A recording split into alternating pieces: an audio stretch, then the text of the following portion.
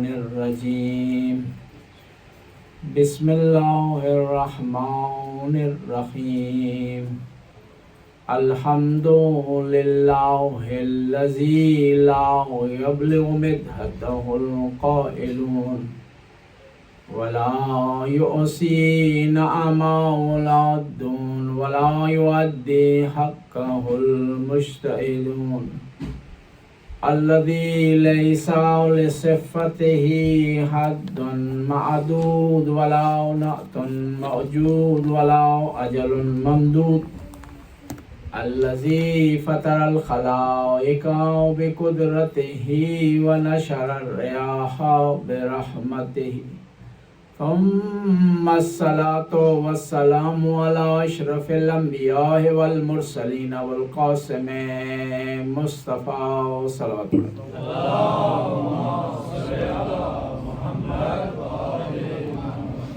وعلى عترته طيبين الطاهرين المعصومين المظلومين ولعنة الدائم على أعدائهم أجمعين من الآن إلى لقاء يوم الدين بسم الله الرحمن الرحيم قال رسول الله صلى الله عليه وآله وسلم إن الحسين مصباح الهدى والسفينة النجاة صلوات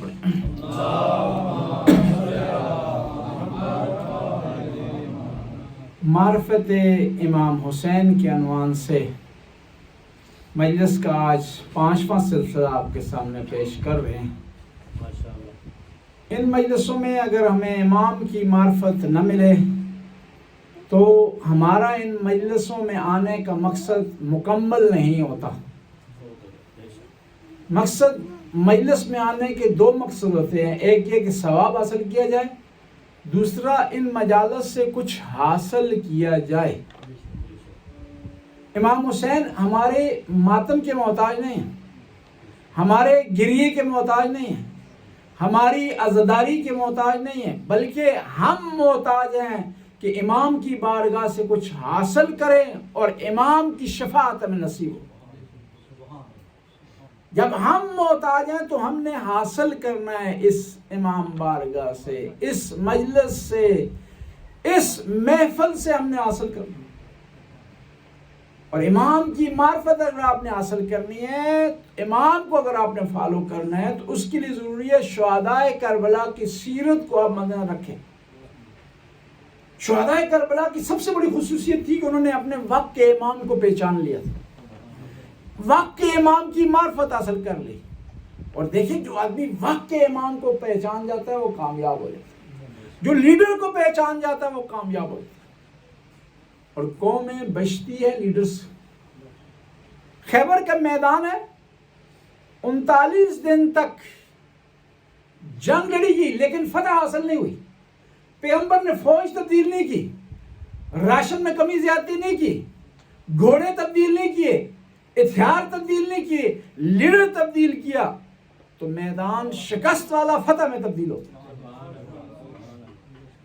کیونکہ جو وقت کا نبی تھا اس نے وقت کے امام کو پہچان لیا اور اس کو میدان میں وارد کیا۔ اور ایک آسان سی مثال دوں گا کہ قومیں لیڈر سے بچتی ہیں، امام کی وجہ سے بچتی ہیں اور امام کی وجہ سے ڈوب جاتی ہیں۔ 2 لیڈر ہیں، ایک کا نام ہے موسیٰ، ایک کا نام ہے فرعون۔ دونوں ہیں لیڈر، ایک قبطیوں کا لیڈر ہے، ایک ہے بنی اسرائیل کا لیڈر۔ کیا ہوا؟ ایک غرق ہو گیا، ایک بچ گیا۔ اب سوال ہی پیدا ہوتا ہے جو لوگ غرق ہوئے کیوں غرق ہوئے اور جو لوگ بچے کیوں بچے؟ کیا جو لوگ بچے وہ سارے کے سارے نیک تھے اس لیے بچے، یا وہ لوگ ڈوبے وہ سارے کے سارے گناہگار تھے اس لیے ڈوب گئے؟ نہیں، فرعون کی قوم میں بھی کچھ لوگ نیک تھے۔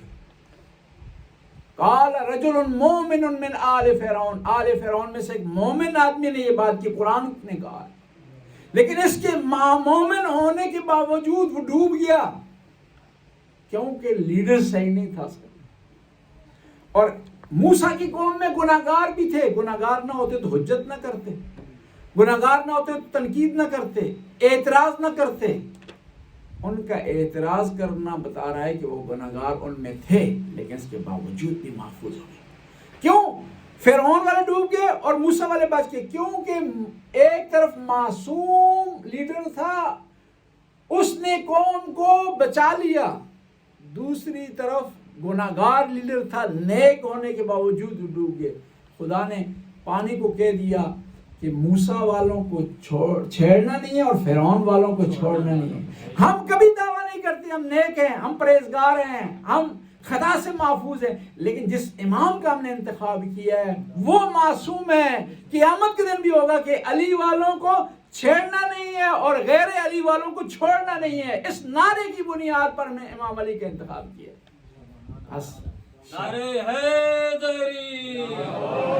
बस इमाम की मार्फत, लीडर की पहचान जरूरी है। शुहदाए करबला में कौन सी खुसूसियात थी कि उन्होंने अपने वक्त के इमाम को पहचान लिया, जिससे दूसरे लोग कासर रहे। तादाद उनकी कम थी लेकिन खालिस थे। सबसे पहली खुसूसियत थी शुहदाए करबला की, वो आशिक होना था। वो आशिक थे इमाम हुसैन। अरबी में इश्क और आशिक का लफ्ज उस बेल के लिए इस्तेमाल किया जाता है, दीवार पर चढ़ जाती है लेकिन हटती नहीं, चमक जाती है, टूट जाती है लेकिन हटती नहीं, जुदा नहीं होती उस दीवार से। शुहदाए करबला ने इस तरह किया कि वो इमाम हुसैन के साथ रहे और इमाम हुसैन से जुदा नहीं हुए। इसलिए इमाम ने कहा ला आलमु अस्हाबी खैरुन व औला मिन अस्हाबी, कि मैं अपने असहाब से बालातर किसी को नहीं पाता हूं। देखिए पैगंबर गिरामी जंग ओहद में आवाज दे रहे हैं लेकिन लोग पलट कर नहीं देख रहे। इमाम हुसैन वो हैं जो कह रहे हैं चले जाओ, लेकिन ये जा नहीं रहे। यानी दोनों असहाब में यहां फर्क वाज़ेह हो जाता है कि इमाम हुसैन के असहाब का जो मकाम है वो किसी और सहाबी का नहीं।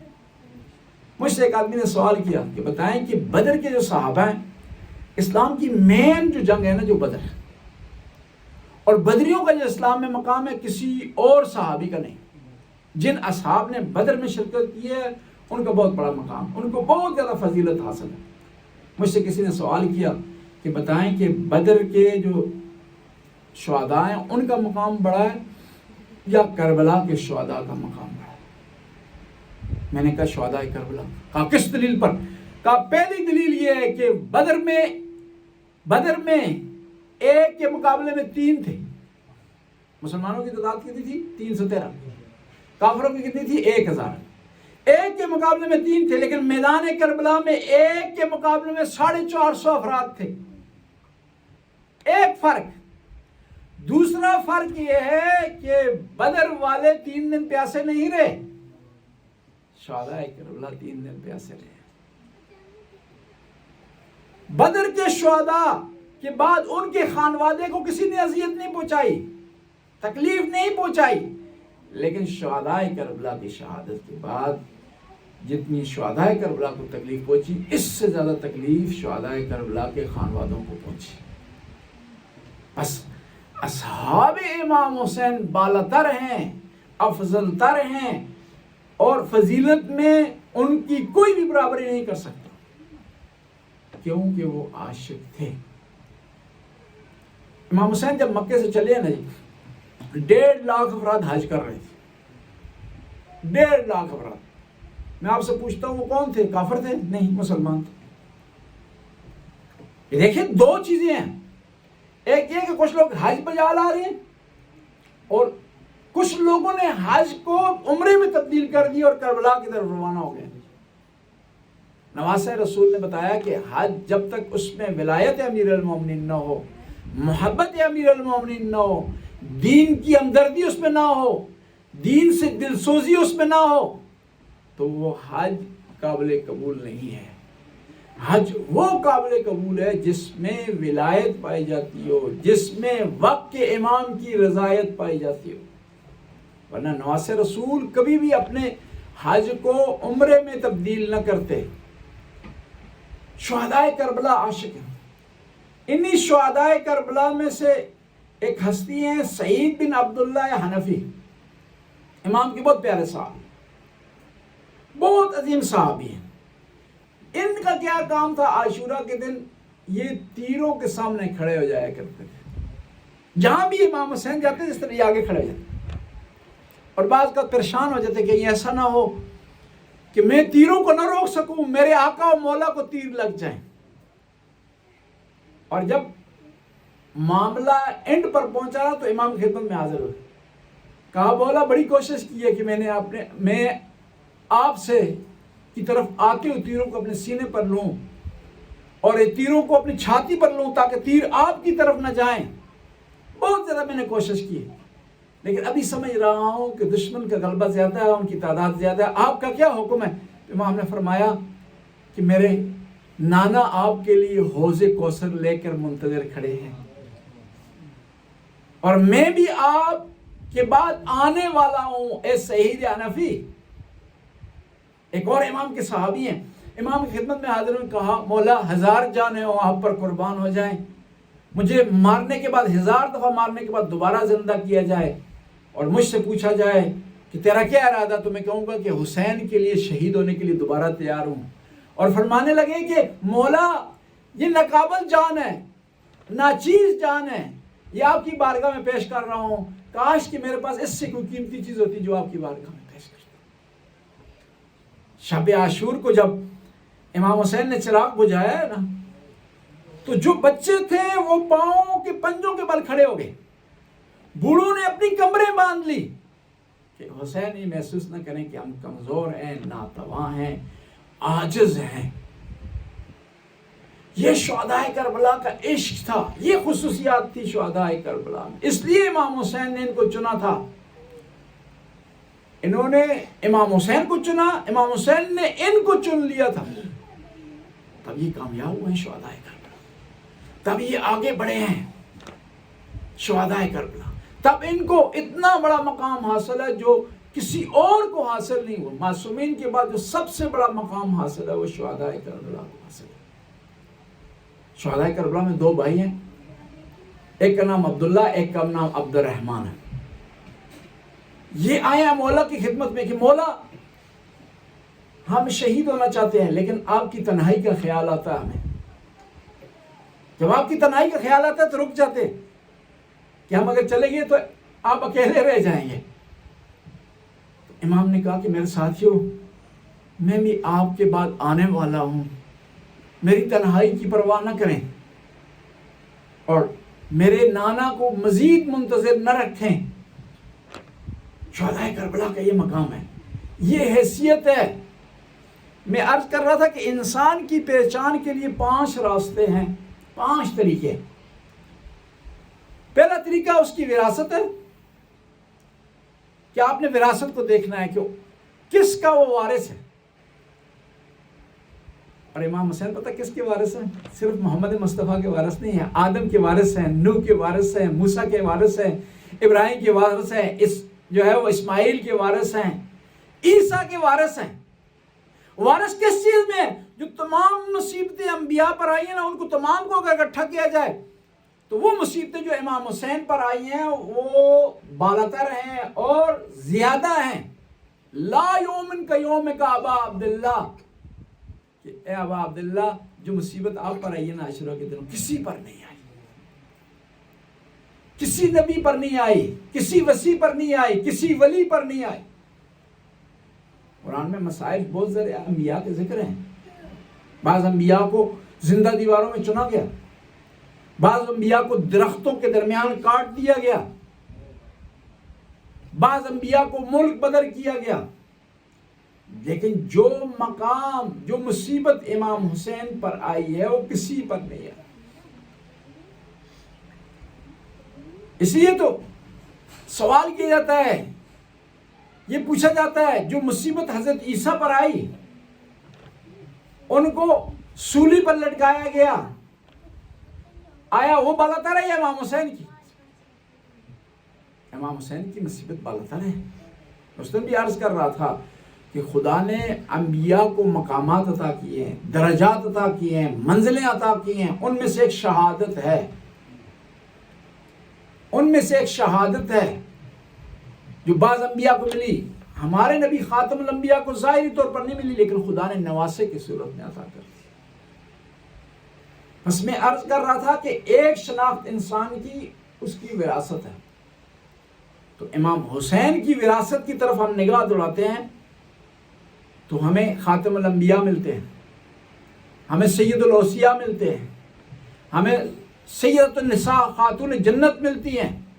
اور اگر تمام آل بیت کی فضائل کو سائڈ پر رکھتے ہیں، صرف بی بی فاطمہ الزہرا کی فضیلت کو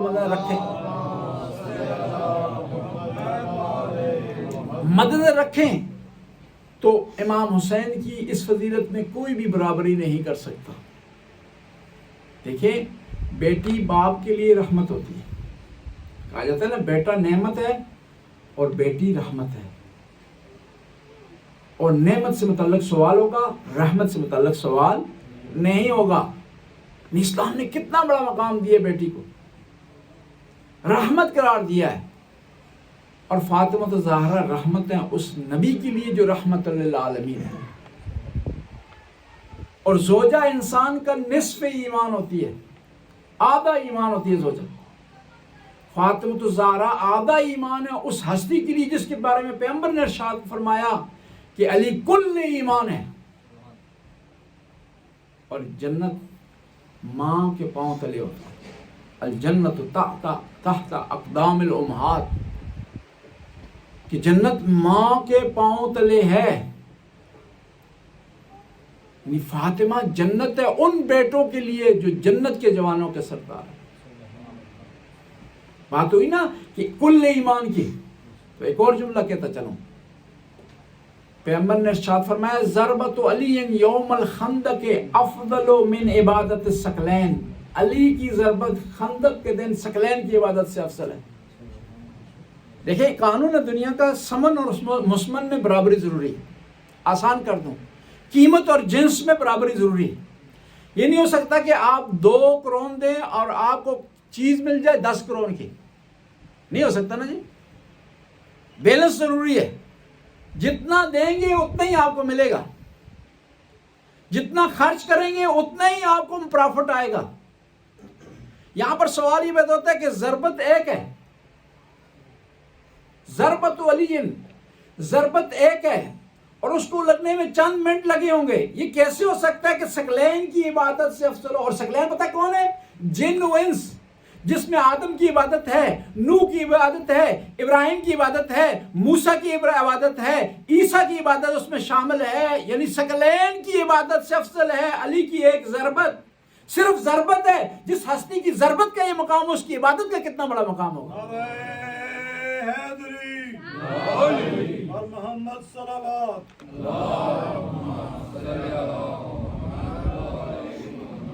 علی کی ایک ضربت، ضربت علی یوم الخندق افضل من عبادت الثقلین. اب سوال ہی پیدا تھا کہ ضربت ایک ہے، ثقلین کی عبادت سے افضل ہوگی. یہ آپس میں توازن نہیں ہے، بیلنس نہیں ہے. سمن اور مسمن میں توازن نہیں پایا جاتا، تعادل نہیں پایا جاتا، ہم سنخیت نہیں پائی جاتی. یہ کس طرح ہو گیا کہ ضربت ایک ہو اور ثقلین کی عبادت سے افضل ہو؟ اور ثقلین میں سارے انبیاء کی عبادت بھی شامل ہے. موسیٰ کی وہ عبادت بھی شامل ہے جو کوہ طور پر انہوں نے کی ہے. آدم کی وہ عبادت بھی شامل ہے جو جنت میں کی ہے. ابراہیم کی وہ عبادت بھی شامل ہے جس کی وجہ سے وہ خلیل اللہ کہلائے ہیں. ان ساری عبادتوں کو سائڈ پر رکھا جائے، اس کے مقابلے میں علی کی ایک ضربت بالاتر ہے اور بہتر ہے اور افضل ہے. یہ کیسے ہو سکتا ہے؟ جواب اس کا قرآن نے دیا. کہا لیلۃ القدر خیر من الف شہر. ایک رات ہے 1000 راتوں سے افضل ہے.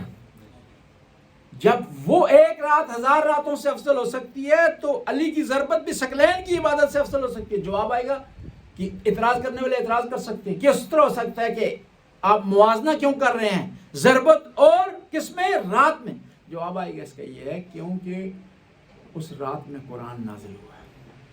بس قرآن کی وجہ سے یہ رات افضل ہوگی. بس جس رات میں قرآن نازل ہو وہ 1000 راتوں سے جب افضل ہو سکتی ہے، وہ ضربت جو قرآن کی حفاظت میں لگے وہ 1000 راتوں سے بلکہ ثقلین کی عبادت سے بھی افضل ہو جائے تو کوئی قباحت کی بات نہیں۔ نعرہ تکبیر، نعرہ رسالت، کل ایمان، نعرہ حیدری، ضربت علی، محمد وآل محمد، بلندتر صلوات۔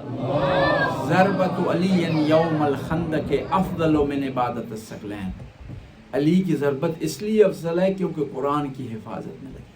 بس قرآن معیار ہوا، بس جس رات میں قرآن نازل ہو وہ 1000 راتوں سے افضل، جو ضربت قرآن کی حفاظت میں لگے وہ ثقلین کی عبادت سے افضل، اور جس گھر میں قرآن نازل ہو وہ 1000 گھروں سے افضل ہوگا، وہ 1000 گھروں سے افضل۔ اور یہ جنگ خندق جب امیر المومنین اس ملعون کے سینے پر سوار ہوئے تو اس نے جسارت کی، تو امیر المومنین سائڈ پر ہٹ گئے اور چلنا شروع کر دیا۔ اصحاب کرام نے کہا کہ یا محمد، اے محمد مصطفیٰ، علی کیا کر رہے ہیں؟ دشمن پر قابو پانے کے بعد اس کو آزاد چھوڑ رہے ہیں۔ کہا جب علی آئے گا تو اس سے پوچھ لینا۔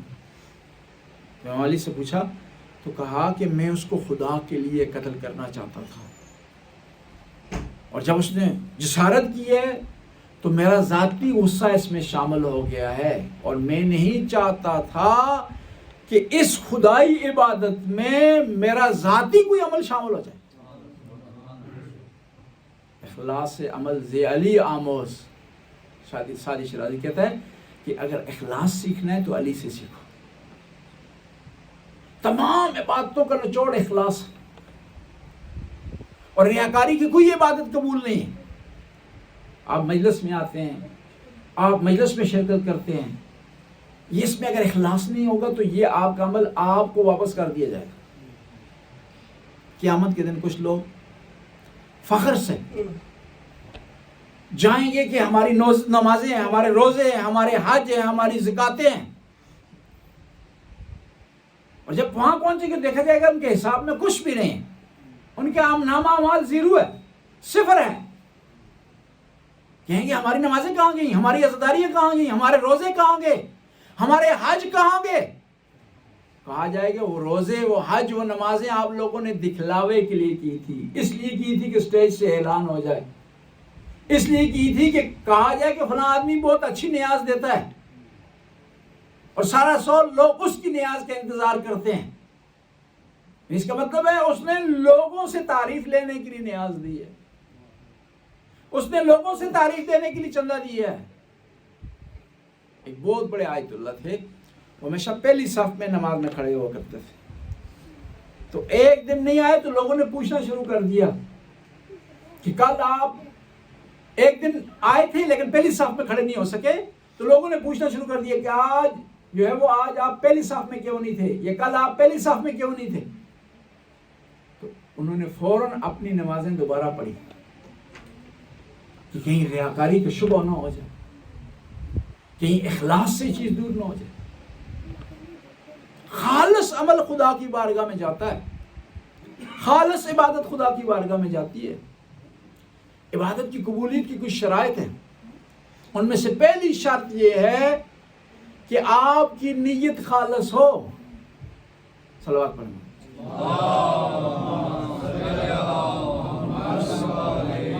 اور اعمال کا دار و مدار نیتوں پر ہے، اور یہ بھی ریاکاری جو آپ بات کرتے ہیں، ریاکاری کی بات ہوتی ہے، یہ نیت پر ڈیپینڈ کرتا ہے۔ ایک آدمی بڑے مجمع میں نماز پڑھ رہا ہے لیکن ریاکاری کی نیت نہیں ہے تو اس کی ریاکاری شمار نہیں ہوگی۔ ایک آدمی کمرے کے اندر نماز پڑھ رہا ہے لیکن نیت اس کی ریاکاری کی ہے کہ اچانک کوئی دروازہ کھولے گا تو مجھے دیکھے گا کہ میں نماز پڑھ رہا ہوں، تو اس کی ریاکاری شمار ہوگی۔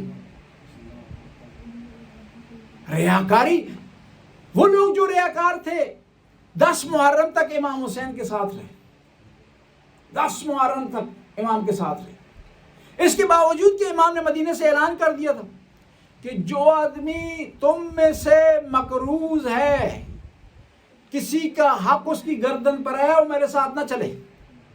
امام حسین نے اعلان کر دیا. پھر بھی کچھ لوگوں نے سمجھا کہ شاید کہیں جو ہے معاملہ حل ہو جائے اور ہمیں مقام مل جائے, پوسٹ مل جائے. وہ آئے, لیکن جب روز عاشور دیکھا کہ معاملہ کچھ اور ہے تو چھوڑ کے چلے. انہی افراد میں سے ایک وہ آدمی تھا جس سے امام حسین نے اونٹ کرائے پر لیے تھے. ظاہر ہے اتنا بڑا قافلہ چل کر جا رہا ہے کربلا کی طرف, اس کے لیے سواری کے لیے ٹرانسپورٹیشن کی ضرورت ہے اس کو. عاشورہ کے دن یہ اونٹوں والا امام کی بارگاہ میں آ گیا, کہا میں نے ابھی تک دیکھا تھا, میں سمجھ رہا تھا کہ معاملہ حل ہو جائے گا, اب معاملہ حل ہونے والا نہیں ہے, تو میرے اونٹ میرے حوالے کر دیں اور میرا کرایہ بھی دے دیں. نواسہ رسول نے بڑا سمجھایا اس کو, بڑی تاکید کی, نہیں مانا. تو پھر نواسہ رسول نے اسے ڈبل کرایہ دیا, اس کے اونٹ بھی اس کے حوالے کیے اور محفوظ راستہ اسے دکھایا. ایک چیز ثابت ہوئی, امام کو محفوظ راستوں کا علم تھا. مجبور ہو کر کربلا میں نہیں ٹھہرے, وہاں سے نکل سکتے تھے, محفوظ راستہ اپنا سکتے تھے, لیکن نہیں نکلے, کیونکہ خود اگر محفوظ راستہ لے لیتے تو اسلام کو محفوظ راستہ نہ ملتا. امام نے اپنے لیے محفوظ راستے کی فکر نہیں کی, اسلام کے لیے محفوظ راستے کی فکر کی, اور اپنی جان دے کر اسلام کو ایک محفوظ راستہ عطا کر دیے ہمیشہ کے لیے. اب امام نے محفوظ راستہ سے دکھایا, اس سے پیسے لیے, اونٹ لیے اپنے, نکل گیا محفوظ راستے سے. راستے میں ڈاکوؤں نے اس پر حملہ کیا, اس کے اونٹ بھی لے لیے اور اس کا مال بھی لے لیا. میں آپ سے پوچھتا ہوں کہ یہ بھی دنیا سے چلا گیا اور بھی دنیا سے چلا گیا, لیکن دونوں کے جانے میں فرق ہے. یہ پیسوں کی خاطر اس نے نواسہ رسول کو تنہا چھوڑ دیا, مال کی خاطر اس نے نواسہ رسول کو تنہا چھوڑ دیا. آج بھی اگر کوئی پیسے کی ڈیمانڈ کرتا ہے نا اس ممبر سے, تو وہ بھی اس شخص کی مانند ہے جی, جو امام کی مدحت تو کر رہا ہے, امام کے کام تو آ رہا ہے, لیکن پیسوں کے لیے, مال کے لیے. افسوس سے کہنا پڑتا ہے کہ جس درس سے ہم کھاتے ہیں, جس درس سے ہمیں ملتا ہے, جس درس سے ہمیں حیات دی ہوئی ہے خدا نے, اس درس پر آنے کے لیے, اس در پر آنے کے لیے ہم بعض اوقات ڈیمانڈ کرتے ہیں کہ اتنے پیسے دی جائیں, یہ معاملات کیے جائیں, تب میں ذکر کروں گا اہل بیت کا. یہ مزدور ہو سکتا ہے, یہ آدمی مزدور ہو سکتا ہے, کرایہ دار ہو سکتا ہے, لیکن عاشق نہیں ہو سکتا. عاشق کبھی بھی نہیں کہتا کہ میں معشوق کا ذکر کروں گا بشرطے کہ مجھے پیسے دیے جائیں. اور یہ ذکر عبادت ہے. میں آپ کو کہوں کہ یہ عبادت میں تب کروں گا کہ آپ مجھے پیسے دیں گے, تو پھر عبادت نہیں رہتی. عبادت میں خلوص پایا جاتا ہے. اور پھر وہ لوگ گھاٹے کا سودا کرتے ہیں, جو مانگ کر نہیں سے پیسے مانگ گھاٹے کا سودا کرتے ہیں, وہ کم لے رہے ہوتے ہیں. یہی لوگ امام حسین پر اگر چھوڑتے ہیں تو ان کو زیادہ ملے گا. نہیں, بشرطے کی معرفت ہو, بشرطے کی یقین ہو, بشرطے کی ایمان ہو. اور آیا اس طرف, پتہ ہے کیا چھوڑ کر آیا؟ کمانڈر تھا, کمانڈر ان چیف تھا, کمانڈرشپ کو چھوڑ کر آیا ہے. اور آیا کس طرف ہے؟ جس طرف پہلے سے 3 دن سے پیاس چل رہی ہے, جس طرف پہلے سے ہی بھوک چل رہی ہے, جہاں تعداد کی کمی ہے, اسلحے کی کمی ہے, سواری کی کمی ہے. کیوں آیا؟ کیونکہ زیادہ لینا چاہتا تھا, اس لیے آیا ہے جی. اس نے کیا کیا؟ زیادہ کو چھوڑ کر کے کم کی طرف نہیں آیا. وہ سیاست, وہ کم کو چھوڑ کے زیادہ کی طرف آیا ہے, کیونکہ اسے معرفت تھی کہ نواسہ رسول کی طرف دنیا بھی ہے اور آخرت بھی ہے. بس میں عرض کرتا تھا کہ شہداء کربلا میں جو سب سے بڑی خصوصیت پائی جاتی ہے وہ امام حسین سے عشق ہے. جہاں لوگ اپنے کاموں میں مصروف تھے, جہاں لوگ حج بجا لا رہے تھے, جہاں لوگ نمازیں پڑھ رہے تھے ظاہری طور پر, وہاں جو امام حسین کو جو عاشق تھے وہ اپنے آپ کو موت کے لیے تیار کر رہے تھے, پیاس کے لیے تیار کر رہے تھے, جدوجہد کے لیے تیار کر رہے تھے, اسٹرگل کے لیے تیار کر رہے تھے, زخموں کے لیے تیار کر رہے تھے. اور انہوں نے گھاٹے کا سودا نہیں کیا. دوسری خصوصیت شہدائے کربلا میں جو پائی جاتی ہے وہ امام کی مکمل اطاعت. امام کی مکمل اطاعت.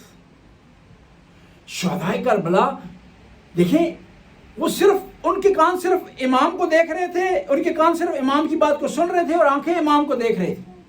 ان کو 30,000 کا لشکر نہیں دکھایا جا رہا تھا, ان کو پیاس محسوس نہیں ہو رہی تھی, ان کو مشکلات محسوس نہیں ہو رہی تھی, ان کو بچوں کا رونا انہیں محسوس نہیں ہو رہا تھا. جب انسان امام کی اطاعت میں ماز ہو جاتا ہے نا تو دنیا کی ساری چیزوں کو چھوڑ دیتا ہے, اس کا سب کچھ امام کے لیے ہو جاتا ہے. فنا فی الامام. انہیں آواز بھی کچھ سنائی دیتی تھی گویا وہ امام حسین کی آواز ہے. انہیں چیز دکھائی دیتی تھی وہ امام کا وجود مبارک تھا, اور سب کچھ وہ بھول گئے تھے. اس لیے وہ گھبرا نہیں رہے تھے, اس لیے وہ پریشان نہیں ہو رہے تھے. دیکھیں نا, 2 قسم کے خوف ہیں, ایک خدا کا خوف ہے اور ایک شیطان کا ڈر ہے. کچھ چیزوں سے ضروری ہے کہ انسان کو دل میں خدا کا خوف ہو. بعض اوقات یہ ہے کہ خدا کا خوف دل میں نہ ہو تو انسان کو کون ڈراتا ہے؟ شیطان ڈراتا ہے. آپ چندہ دینے کے لیے آمادہ ہوئے امام مبارکہ کے لیے, شیطان نے فوراً ڈرایا ہے کہ فلاں اکاؤنٹ سے تم دے رہے ہو, تم نے ٹارگٹ رکھا ہوا تھا کہ 1 لاکھ کروڑ ہونے چاہیے, وہ جب دو گے امام کی بارگاہ میں محرم کے لیے تو 90,000 ہو جائیں گے.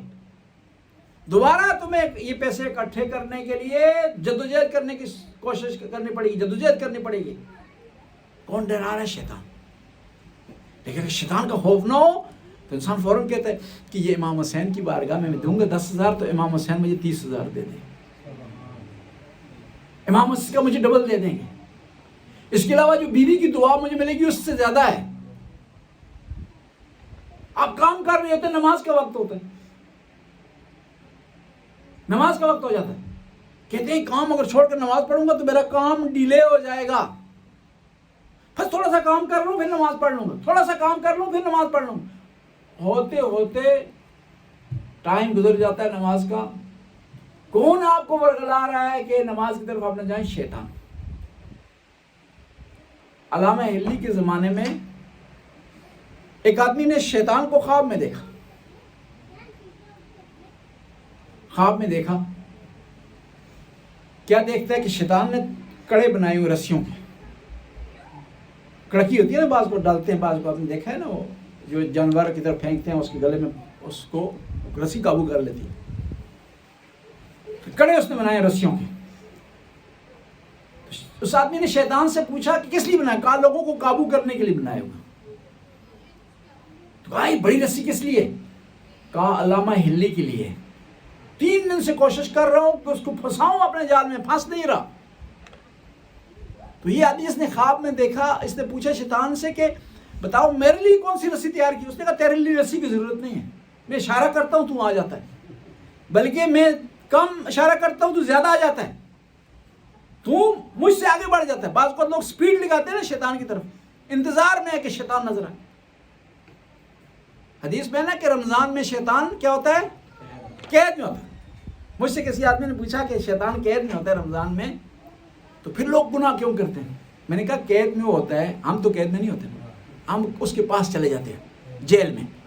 شیطان بھائی ہم تمہیں مس کر رہے ہیں, تمہارے مشورے کو مس کر رہے ہیں, تمہاری نصیحتوں کو مس کر رہے ہیں.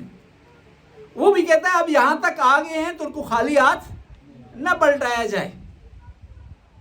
لیکن جو امام کا ماننے والا ہوتا ہے, جو امام کا چاہنے والا ہوتا ہے, جو عزادار ہوتا ہے, وہ شیطان کی باتوں کو ٹھکرا دیتا ہے. اور کوفہ والوں نے کیوں ساتھ نہیں دیا امام حسین کا؟ شیطان مسلط ہو گیا. امام حسین نے کہا نا کربلا میں قد سلط علیکم الشیطان وانثاکم ذکر اللہ, کہ شیطان تم پر مسلط ہو گیا اور اس نے تجھے خدا کا ذکر بلا دیا. کئی وجوہات تھی یہ لوگ امام حسین کے مقابلے میں. ایک دفعہ امام نے سوال کیا کہ میں نے کیا گناہ کیا ہے؟ کربلا میں 2 کردار ہیں نا, ایک حسینی کردار اور یزیدی کردار. حسینی کردار کو پہچاننے کے لیے یزیدی کردار کو سمجھنا بھی ضروری ہے. کہا کہ تم کیوں میری شہادت کے در پہ ہو گئے ہو, کیوں مجھے شہید کرنا چاہتے ہو؟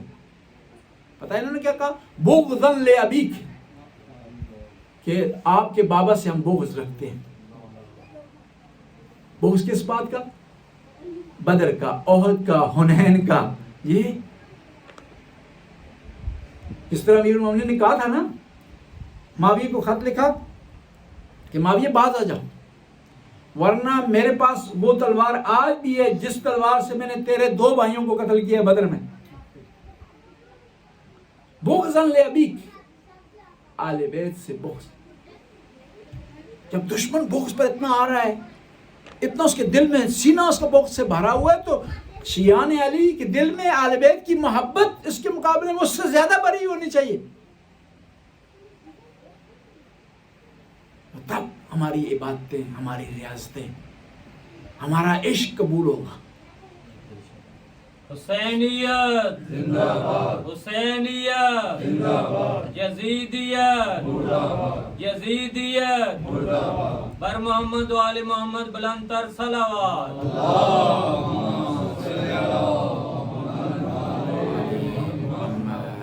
شہدائے کربلا نے یہ درس ہمیں دیے. عشق. دوسرا، امام سے وفاداری، وقت کے امام سے وفاداری. ہم کتنی وفاداری کر رہے ہیں وقت کے امام سے؟ امام نے کہا ہے کہ جب ہماری غیبت کا زمانہ ہو، وَأَمَّا مِنَ الْفُقَهَاءِ صَائِنًا لِنَفْسِهِ، فقہاء میں سے ایک ایسا آدمی، مجتہدین میں سے ایک ایسا آدمی جو اپنے نفس پر کنٹرول کرتا ہو، مطیع لامر مولا، اور اپنے پروردگار کی اطاعت کرتا ہو. وَعَلَى الْعَوَامِ أَن يُقَلِّدُوهُ، عوام کے لیے ضروری ہے کہ اس کی تقلید کریں. امام کی اطاعت اگر آج آپ نے دیکھنی ہے تو آپ نے مجتہدین کی اطاعت اور تقلید کرنی. دیکھیں، آپ کو اگر شرعی مسائل کا علم نہیں ہے نا، نماز کا اگر صحیح اس کے احکام کا علم نہیں ہے، روزے کے احکام کا علم نہیں ہے، زکوٰۃ کے احکام کا علم نہیں ہے، خمس کے احکام کا علم نہیں ہے آپ کو، تو آپ کے ان مجالس میں بیٹھنے کا فائدہ نہیں. آسان سی مثال دوں گا. یہ نمازیں، روزے، حج، زکوٰۃ یہ واجب ہیں، اصلی ڈیوٹی ہیں، اور عزاداری اوور ٹائم ہے. اوور ٹائم کی خصوصیت یہ ہوتی ہے اس میں تنخواہ زیادہ ملتی ہے، ڈبل ملتی ہے. اس کا آپ کو ثواب ڈبل ملے گا نماز کی نسبت. لیکن بشرطے کہ نماز پڑھیں گے تو تب اوور ٹائم لگانے کی باری آئے گی نا. ایک آدمی کہے کہ اصلی ڈیوٹی میں کرتا نہیں، نوکری سے ریزائن دیتا ہوں، لیکن اوور ٹائم مجھے ملنا چاہیے، اس کو نہیں ملے گا اوور ٹائم. بس ہماری عبادتیں تب قبول ہوں گی کہ جب ہم تمام عبادتوں کو صدق کی نیت سے بجا لائیں. اور نماز کے بارے میں ان قبلت ما سوا و ان ردت ما سوا، نماز قبول ہو جائے گی، سارے عمل قبول ہو جائیں گے. اور نماز اگر ریجیکٹ ہوگی، سارے عمل ریجیکٹ ہو جائیں گے. اور نماز کب قبول ہوگی؟ ابن ادریس شافعی نے بڑا پیارا جملہ کہا، یا اہل بیت النبوہ کفا بقدرکم من لم یصلی علیکم لا صلاۃ لہ، کہ جو آدمی آپ پر درود نہیں پڑھے گا اس کی نماز نہیں ہوگی. یعنی نماز کے لیے ضروری ہے کہ درود پڑھا جائے. نماز مقبول تب ہوگی جب درود پڑھیں گے آپ، اور جب درود نہیں پڑھیں گے، آل بیت سے محبت کا اظہار نہیں کریں گے، نماز جب ریجیکٹ ہو جائے گی تو روزہ بھی ریجیکٹ ہو جائے گا، حج بھی ریجیکٹ ہو جائے گا، زکوٰۃ بھی ریجیکٹ ہو جائے گی، امر بالمعروف بھی ریجیکٹ ہو جائے گا.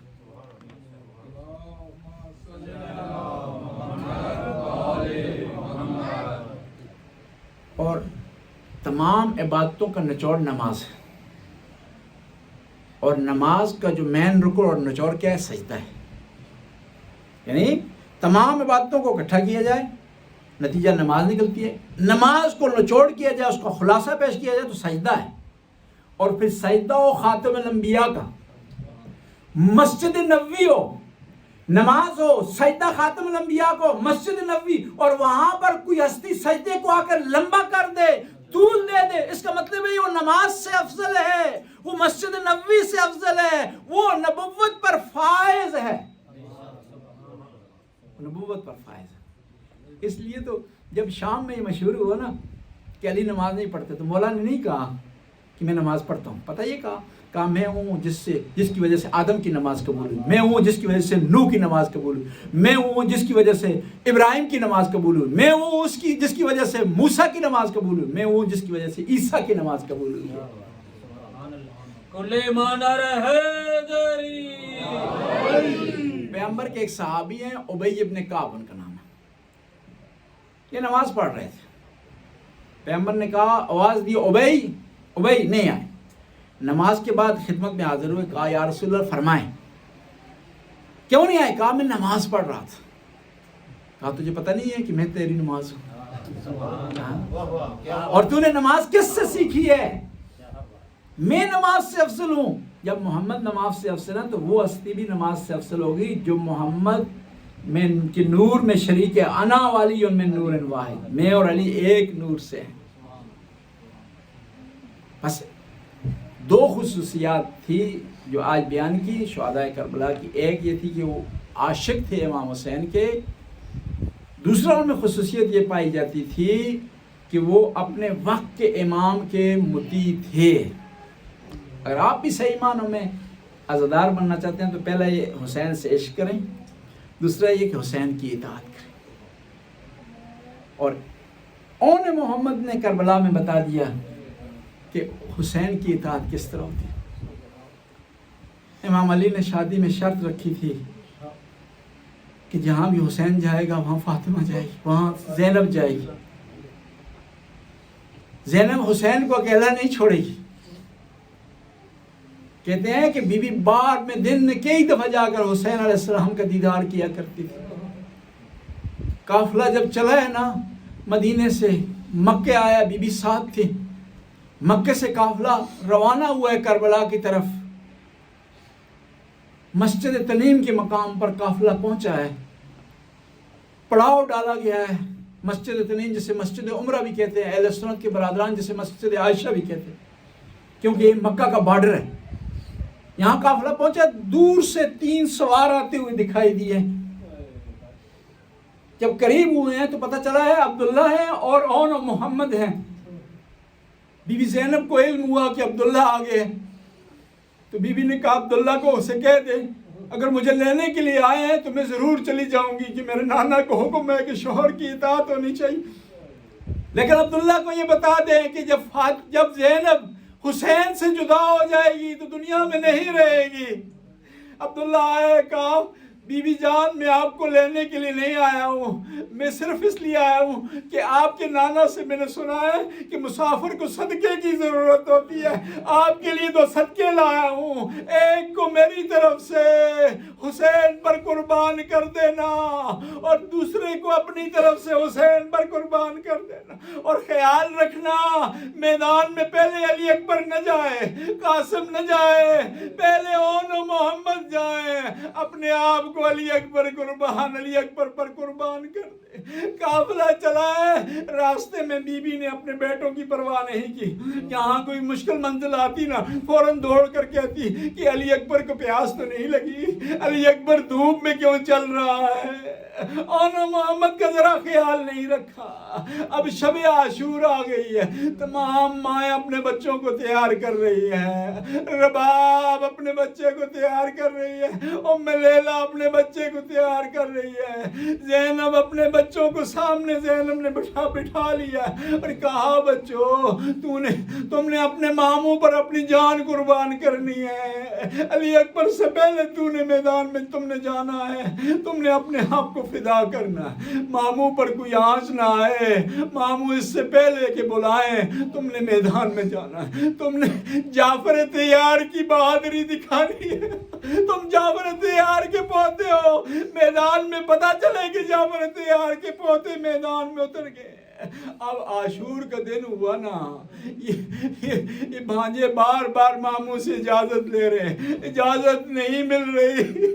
ایک دفعہ بی بی زینب خیمے پہ کھڑی ہوئی دیکھ رہی تھی کہ بیٹوں کو جب امام حسین نے واپس کیا نا، آواز دی ہے میرا غازی بھائی آ میری مدد کے لیے، میری طرف سے حسین سے درخواست کر کہ میرے بچوں کی قربانی قبول کر لے۔ امام حسین نے اجازت دی. یہ اتنے ننھے بندے بچے تھے کہ گھوڑے کی زین پر سنبھل نہیں پا رہے تھے اور ان کے پاؤں رکابوں تک نہیں پہنچ پا رہے تھے. عباس نے رکابیں کاٹ کر کے ان کے پاؤں تک رکابیں پہنچائی تھی. اور عرب میں اتنے چھوٹے بچے کے لیے سر کا خون تیار نہیں ہوتا تھا. یہ بغیر خون کے میدان میں آئے. عمر سعد نے ایک دفعہ دیکھا, کہا یہ کون ہے؟ کہا یہ حسین کے بھانجے ہیں. کہا مجھے آج پتہ چلا ہے کہ زینب کو اپنے بھائی سے کتنی محبت ہے کہ اپنے لالوں کو میدان میں لے آئی ہے. اب یہ دونوں بچے میدان کی طرف بڑھے, دشمن پر وار کر رہے ہیں. ایک دفعہ ان بچوں کو دھوکہ دینے کے لیے ظالموں نے جھوٹ سے کہا اے حسین کے بانجو خیموں کو آگ لگی ہے. ان بچوں نے پلٹ کر جب دیکھا ان ظالموں نے چاروں طرف سے وار کیا. چاروں طرف سے وار کرنا تھا. جب یہ شہزادے عبداللہ کے گھوڑے کی زین سے زمین پر آئے, امام حسین دوڑ کر کے ان کی لاشوں پر پہنچے اور آواز دی علی اکبر اور قاسم آہ میری مدد کے لیے, میں ان جوانوں کو اٹھانے سے قاصر ہوں. اور جب بھی امام حسین لاش کوئی خیمے میں لاتے نا, بی بی زینب آگے بڑھ کر امام کو سہارا دیتی. علی اکبر کی لاش آئی تو آگے بڑھی, قاسم کی لاش آئی تو آگے بڑھی, شہید کی ایک ایک لاش آتی تھی. حسین کی مشیر بہن آگے بڑھتی اور لاش کو حسین سے لے لیتی. لیکن جب باری آئی ہے اون محمد کی, بی بی زینب دکھائی نہیں دی. کہا زینب آپ کیوں نہیں دکھائی دیتی؟ کہ ایسا نہ ہو کہ جب میں آگے بڑھوں میرا بھائی میرے بیٹوں کی لاشیں لائے اور مجھے دیکھ کر کہیں شرمندہ نہ ہو جائے میرا بھائی. اللہ لعنت اللہ قوم الظالمین فسیعلم الذین یمنقلبون. خدا اس قلیل سی حاضری کو قبول و منظور فرما, ہمارے گناہوں سے درگزر فرما, نیک کام کرنے کی توفیق عطا فرما, برائیوں سے محفوظ رہنے کی توفیق عطا فرما. یا اللہ تو غفور رحیم ہے. یا اللہ حاضرین میں جو حاجت رکھتے ہیں ان کی حاجت روائی فرما. یا اللہ تو غفور رحیم, رحم کرنے والا ہے, کرم کرنا ہے. دنیا ساری دنیا میں اس وقت مجالس ہو رہی ہیں, عزاداری ہو رہی ہے, ماتم حسین بپا ہو رہا ہے. یا اللہ ان کے عزاداریوں کی, ان مجالس کی حفاظت فرما, عزاداروں کے عزاداری کو قبول فرما, ذاکرین کے ذکر کو قبول فرما, خطبہ کے خطبوں کو قبول فرما. یا اللہ تو غفور رحیم ہے. محرم کے ایام ہیں, دعا کی قبولیت کے ایام ہیں. یا اللہ ہم سارا دن انتظار کرتے ہیں کہ محرم آئیں گے, اپنا دکھ امام کی بارگاہ میں پیش کریں گے. یا اللہ جو دکھی ہیں ان کے دکھوں کو آسانی میں تبدیل فرما. یا اللہ جو بچوں کی نسبت پریشان ہیں ان کی پریشانی کو آسانی میں تبدیل فرما. یا اللہ ہمیں اولاد کی صحیح معنوں میں تربیت کرنے کی توفیق عطا فرما. یا اللہ اس اولاد کی نسبت اہل بیت کی بارگاہ میں شرمندہ نہ فرمانا. یا اہل بیت یہ نہ کہیں کہ تو میری بارگاہ میں آ گیا, میری عزاداری کرتا رہا, لیکن تیری بعد کی نسل میری عزاداری نہیں کرتی تھی, مجھ سے محبت نہیں کرتی. خدایا ہماری اولاد کو, ہماری آئندہ نسلوں کو اہل بیت کی محبت سے بھر دے. یا اللہ نے اہل بیت کی محبت عطا فرما, صحیح معنوں میں محبت عطا فرما. یا اللہ ہمیں ہر وہ کام کرنے کی توفیق عطا فرما جس میں امام کی رضایت پائی جاتی ہے, ہر اس کام سے پرہیز کرنے کی توفیق عطا فرما جو امام کی ناراضگی کے سبب بنتا ہے. ربنا آتنا فی الدنیا حسنہ وفی الآخرۃ حسنہ وقنا عذاب النار. اللہم صلی علی ماتم حسین. یا حسین یا حسین یا حسین یا حسین یا حسین یا حسین یا حسین یا حسین یا حسین